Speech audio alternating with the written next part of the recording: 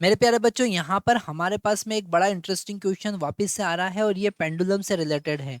यहाँ पर जैसे ही पेंडुलम की उन्होंने बात की तो हमारे पास में सिंपल पेंडुलम के कॉन्सेप्ट पिक्चर में आते हैं, पर यहाँ पर ये क्वेश्चन थोड़ा सा लिंक से हटके उन्होंने दिया है, तो हम इस क्वेश्चन को थोड़ा सा अच्छे लेवल का क्वेश्चन कह सकते हैं। वैसे कैलकुलेशन इतना ज़्यादा लेंदी नहीं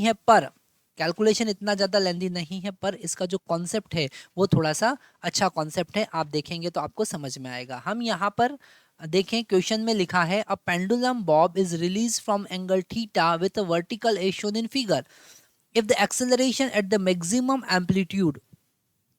क्या लिखा है? If acceleration at a maximum amplitude is same as the mean position, find theta. Okay, तो यहाँ पर आप बिल्कुल भी एसएचएम का कॉन्सेप्ट सोचना भी मत, क्योंकि एसएचएम का कॉन्सेप्ट लगाया तो मीन पोजीशन पर तो एक्सेलरेशन जीरो होता है, पर मीन पोजीशन पे यहाँ पर एक्सेलरेशन गिवन है। यहाँ पर जब वो मूव करेगा सर्कुलर पाथ पर, तो यहाँ पर सर्कुलर मोशन के कॉन्सेप्ट हम लगाएंगे। जब वो मीन पोजीशन पे होगा और वी वेलोसिटी से जा रहा होगा, तो उस पर एक सेंट्रीपिटल एक्सेलरेशन काम करेगा और वो होगा v² डिवाइडेड बाय आर, और आर का वैल्यू यहाँ पर लेंथ एल के बराबर है। ठीक है, तो यहाँ पर ये वाला जो कॉन्सेप्ट है थोड़ा सा लिंक से हटकर है। सेंट्रीपिटल एक्सेलरेशन का कॉन्सेप्ट लगाएंगे। This centripetal acceleration is equal to v² divided by L, हमने लिख दिया।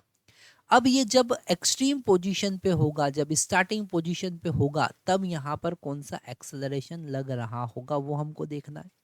ठीक है, तो यहाँ पर अगर हम देखेंगे मेरे प्यारे बच्चों, ध्यान से समझना, नीचे लग रहा है mg, और इस mg को दो पार्ट में डिवाइड कर सकते हैं, दो परपेंडिकुलर कंपोनेंट में हम डिवाइड कर सकते हैं। एक होगा mg cos थीटा और एक होगा mg sin थीटा, क्योंकि ये वाला एंगल भी थीटा है। अगर ये एंगल थीटा है तो, है ना, इतना ज्योमेट्री तो आप समझ ही पा रहे होंगे। यहाँ पर ये दो परपेंडिकुलर वर्टिकल लाइन है और ये टेंशन या स्ट्रिंग का एंगल जो है वो थीटा है वर्टिकल के साथ में, ऐसा क्वेश्चन में गिवन है।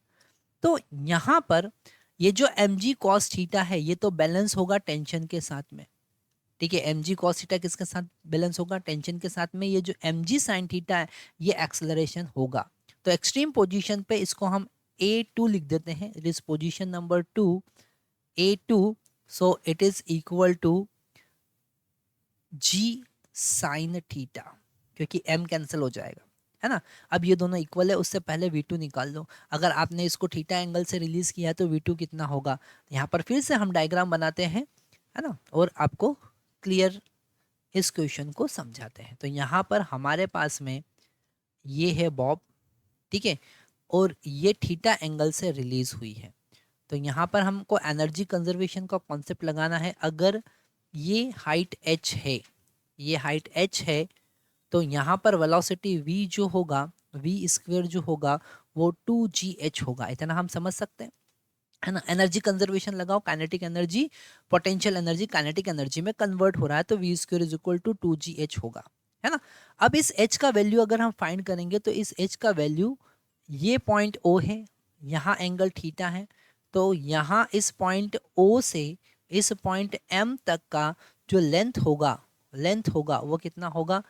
L cos theta. कितना होगा? L cos थीटा, क्योंकि इस L को अगर हम वर्टिकल डायरेक्शन में रिजॉल्व करेंगे तो बेस कितना आएगा? L cos theta. तो h का वैल्यू अगर हम फाइंड करेंगे तो वो टोटल लेंथ L, यहाँ से यहाँ तक का लेंथ L, उसमें से L cos थीटा सब्ट्रैक्ट किया है। ठीक है, जब कभी ऐसा h का वैल्यू इस केस में फाइंड करना हो तो हमेशा याद रखना है L minus L cos theta आप यूज करेंगे, और ये कॉन्सेप्ट आप बिल्कुल याद रखना है। आप रट सकते हैं ये concept. Whenever we are solving this type of numerical, we want to calculate this h is equal to L minus L cos theta, R minus R cos theta होता है। जब हमने वर्क पावर एनर्जी के concept बताए थे तब ये पूरा आपको अच्छे से एक्सप्लेन किया था। तो h is equal to L in the bracket 1 minus cos theta हम लिख सकते हैं। ठीक है, तो यहाँ पर v² का वैल्यू कितना हो जाएगा? 2g L into 1 minus cos theta. अब उसने कहा है दोनों एक्सेलरेशन, ये सेंट्रीपिटल एक्सेलरेशन और a2 दोनों इक्वल है, तो हम दोनों को इक्वल कर देते हैं, है ना।